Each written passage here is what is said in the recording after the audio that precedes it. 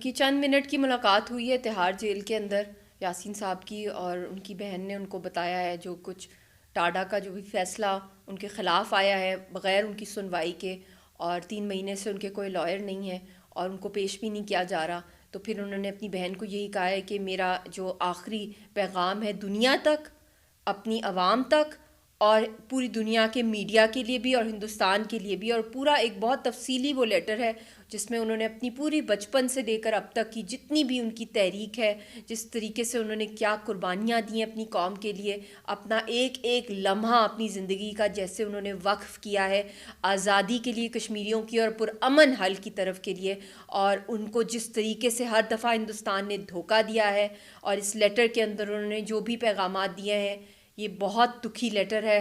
और मैं तो उनको अभी भी चाहूँगी कि वो इस भूख हड़ताल पे ना जाएं। वो ना सिर्फ कश्मीरी कौम बल्कि पूरी दुनिया के लिए एक रोल मॉडल हैं, और मेरे शौहर हैं, रज़िया सुल्ताना के वालिद हैं, और हमारी फैमिली जो है हम लोग तो तबाह हो जाएंगे, हम मर जाएंगे अगर इस तरह कुछ उनको साथ हुआ। और जो कुछ जिस कर्ब से वो इस वक्त गुज़र रहे हैं उनके साथ इस वक्त जो जुल्म हो रहा है, मैं कहती हूँ कि पूरा आसमान और ज़मीन जो है वो भी हिल जाएगी जो जुल्म जिस सब्र से वो मुकाबला करें, और हर दम हिंदुस्तान जो है वो उनको तोड़ना चाहता है, उनकी उनकी विल को तोड़ना चाहता है।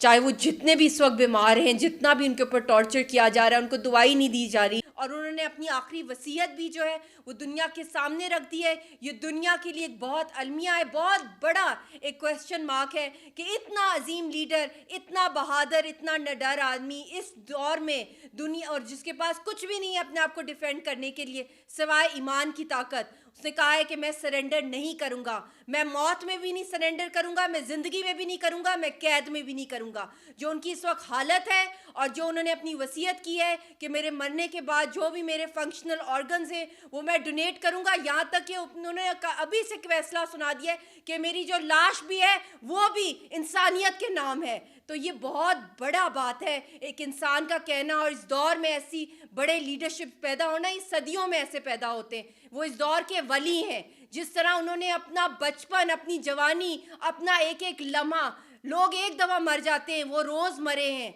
अपनी कौम की आज़ादी के लिए। इतना जुल्म, इतना जबर आज तक किसी भी तहरीक आज़ादी में नहीं देखा होगा, और मुसलसल बचपन से उनके साथ हो रहा है। तो मैं अपील करती हूँ दुनिया से कि अभी भी मौका है, आप लोग उठ जाएं, इंसानियत, हक और सच के ऊपर उठ जाएं। आप देखेंगे कि पूरी दुनिया कितनी खूबसूरत हो जाएगी।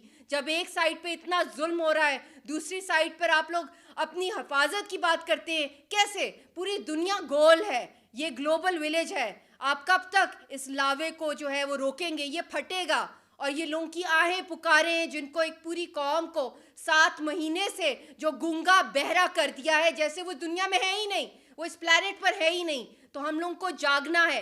मैं यूनाइटेड नेशन से भी अपील करती हूँ, पूरा वर्ल्ड ऑर्डर चेंज हो गया है। Concert of Europe, league of Nations, United Nations, कहाँ दुनिया जा रही है इस वक्त? इंसानियत को बचाएं। अगर इंसान, एक एक इंसान आपके लिए प्रेशस है, तो कश्मीरी अवाम जो इस वक्त मुतासर है, जो सबसे दुखी हैं, जहाँ पे हर इंसान ने सदियों से कफन बांधे हुए हैं, आप उस कौम का क्यों नहीं साथ दे रहे हैं? क्यों नहीं हिंदुस्तान को एक्सपोज करें? ये भी एक वायरस है बहुत बड़ी, जो इस वक्त जो मोदी की गवर्नमेंट, जो हिंदुस्तान की सरकार करी है, ये लाशों का कारोबार, ये जो आए हैं ये अर्श भी हिला देती हैं।